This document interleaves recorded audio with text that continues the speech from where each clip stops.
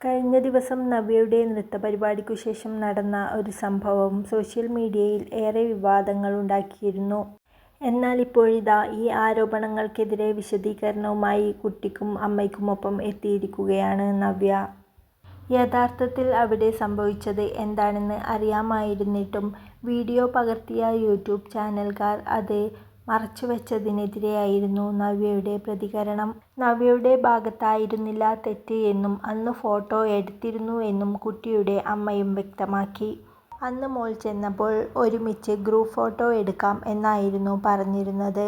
പിന്നീട് ഫോട്ടോ എടുക്കുകയും ചെയ്തു. ഇങ്ങനെയൊരു വിവാദം ഉണ്ടായ കാര്യം വൈകിയാണ് അറിഞ്ഞത്.